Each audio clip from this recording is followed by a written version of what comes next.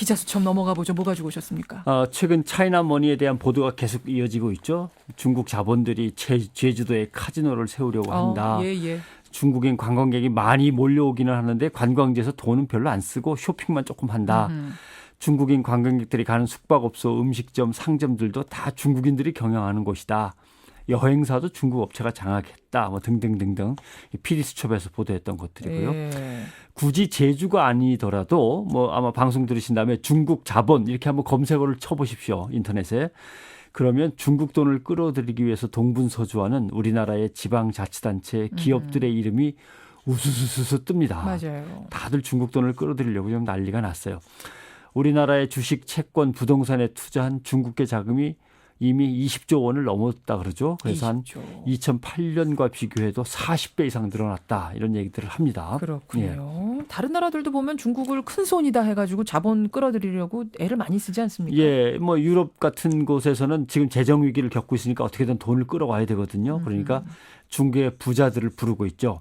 저희 나라는 비자 바로 내드립니다. 시민권 바로 찍어드립니다. 뭐 부동산 싸게 해드립니다. 세금 깎아드립니다 하면서 중국 부자들의 돈을 끌어들이려고 하고 예. 미국, 캐나다, 호주 같은 경우는 글로벌 시대의 교육은 애들 교육은 저희 나라에서 시켜야 된다. 이런 식으로 이제 또 중국 부자들을 끌어들이고 중국의 투자를 유치하는 것이 필요합니다. 그렇지만 우리나라라면 서로 윈윈하려면 어떻게 해야 될까? 또 윈윈이 단기적인 실적이 아니라 지속적으로 유지가 되려면 어떻게 해야 될까 고민하고 끌어들여야 됩니다. 예. 그런 점에서 이제 선진국 투자의 유치나 후진국 투자의 유치를 비교해 볼 필요가 있는데 선진국은 말씀드린 대로 돈을 끌어들이고 돈을 쓰게 만드는 쪽으로 이제 가고 있고 후진국은 어떤가? 이건 이제 아프리카하고 라오스 예를 한번 들어보겠습니다. 아프리카와 라오스. 중국이 아프리카에 공을 상당히 들였다. 이건 전에 한번 기자 수첩 해주셨잖아요. 예, 중국의 경제 지원은 산무 지원입니다. 무이자, 무조건, 무담보. 예. 그러니까 아프리카 입장에선 중국 돈을 끌어쓸 수밖에 없는 거죠. 그렇죠. 철도를 내고 뭐 길을 닦고 수많은 사업이 중국 지원으로 이루어졌습니다. 근데 덕분에 중국은 아프리카의 천연자원, 에너지, 부동산에 진출해서 막대한 기반을 마련을 했죠. 이제는 아프리카를 막 먹어치우고 있는 중입니다. 그래요. 미국하고 유럽이 이걸 말리려고 해도 대책이 없습니다. 아프리카에 거주하는 중국인이 지금 한 100만 명이 넘는다 그러죠. 그러니까 중국은 아프리카에서 맨 처음엔 선심을 쓰면서 중국이 아프리카 인프라를 다 확충했기 때문에 이제 막 빼나갑니다. 부동산, 광산, 거기다가 건설 붐이 일어났는데 이제는 중국인 노동자를 직접 중국에서 데려다 씁니다. 아프리카의 원자재를 마음껏 캐내가죠. 다시 그걸로 물건을 만들어서 아프리카에 또 팔아먹습니다. 예. 그러니까 아프리카는 중국한테 뭔가 돈을 받은 것 같긴 한데 껍데기만 남아있는 거죠. 자. 이걸 갖다가 아프리카에 번지는 새로운 중국식 식민주의라고 하는 거죠. 라오스의 경우는 어떻습니까? 라오스는 2012년까지 중국이 라오스에 투자한 돈이 40억 달러 정도 됩니다. 무상 지원도 많았습니다. 뭐 아셈 회의한다고 국제회의 한다니까 그럼 국제회의용 컨벤션 센터 우리가 지어줄게. 국제공항도 우리가 확장해줄게. 무상으로. 스포츠 스타디움, 뭐 IT 센터, 빌라촌, 수력발전소 거의 다 중국이 값싸게 지어줬습니다. 예. 라오스의 풍부한 부존자원과 넓은 미 개척지가 이제 탐이 났던 거죠. 또 하나는 중국이 동남아시아로 진출하려면 라오스를 거쳐야 됩니다.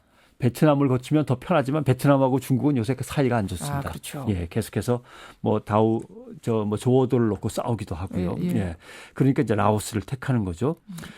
그러니까 서남아시아, 중동, 아프리카로 중국이 진출하려면 라오스가 꼭 필요하고 그래서 일찌감치 라오스에 선심을 썼던 겁니다.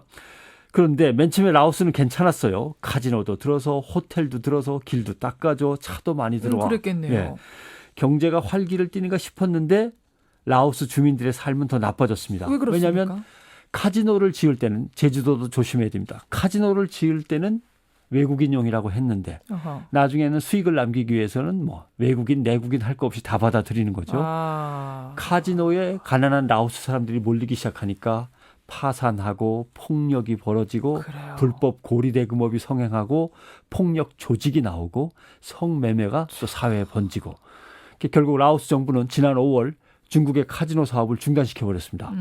또 라오스에 들어온 중국 자본은 당장에 돈을 벌 수 있는 카지노와 향락 산업에 골몰했지 정말 라오스에 세계의 관광객들이 몰려들 만한 관광 인프라나 또는 제조업 공장 등은 투자하지 않았습니다. 그렇군요. 예, 그렇군요. 이런 것들이 결국 라오스 내부 산업을 망치는 거죠. 이거 생각해 볼 점이 많네요. 예. 그러니까 투자 유치하는 것이 능사는 아니에요. 무조건 만사 오케이는 그렇습니다. 아닌 거예요. 예를 들면 라오스 같은 경우 중국이 고무 생산지로 지목을 했어요. 그래서 대대적인 투자를 퍼부으니까 라오스 농민들은 농토를 전부 다 갈아엎고 고무나무를 심었습니다. 예, 예. 이 울창했던 열대림이 전부 다 고무나무로 숲으로 바뀌었는데 동식물들이 사라지기 시작한 거예요. 터전이 없어졌으니까. 그렇겠네요.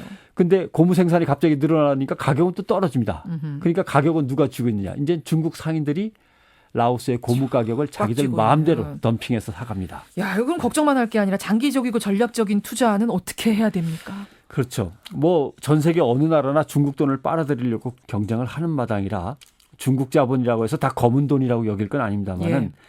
해외 투자 자본을 유입하는 그 경로를 다양할 필요도 물론 있고요.